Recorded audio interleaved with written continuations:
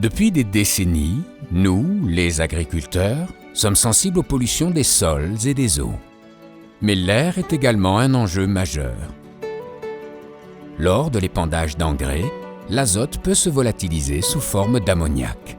En plus d'entraîner une perte de fertilisants, cela peut impacter la qualité de l'air. Pour y répondre, le projet Épandair est né. Nous avons testé les techniques et matériels les plus efficaces pour réduire la volatilisation de l'azote lors des épandages.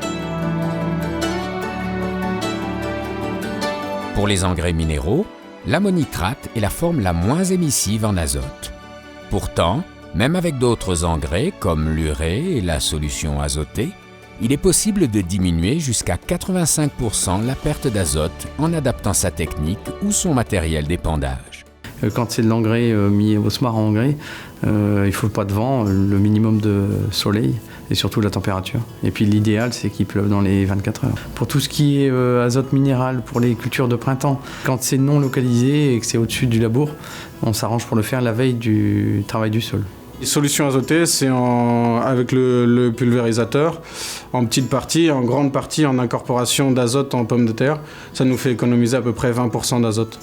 Donc c'est plutôt intéressant, c'est un investissement, mais 20% d'azote sur la surface de pommes de terre, c'est intéressant. On a investi en CUMA dans du matériel de fertilisation localisé qui évite justement la volatilisation, puisque l'engrais est mis directement dans la terre et n'est jamais exposé à l'air.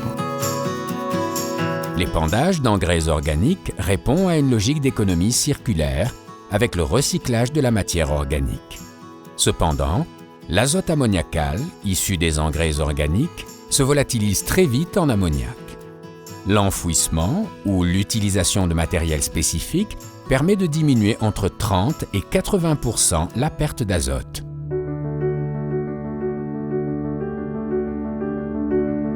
Un amendement organique, pouvoir travailler le sol après, ça c'est pour moi une priorité. Au niveau du lisier, c'est un tonneau qu'on a en CUMA, 15 mètres cubes avec une rampe et des disques enfouisseurs qui enfouissent directement le lisier dans la terre pour qu'il y ait de volatilisation par rapport au vent, au soleil, quoi. C'est un outil qui demande un peu de puissance à la traction quand même, mais il donne tout à fait satisfaction. C'est une tonne à lisier avec une rampe d'épandage, mais sans pendière, quoi, c'est des beuses.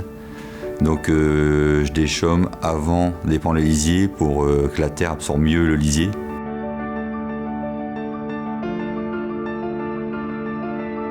Épandre oui, mais épandre mieux pour gagner en productivité et améliorer la qualité de l'air.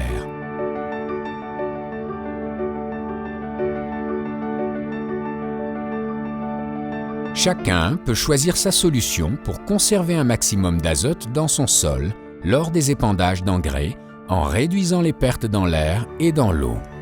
Il existe des aides financières pour que vous puissiez investir, si nécessaire, dans des matériels agricoles permettant de limiter les rejets d'ammoniac dans l'air.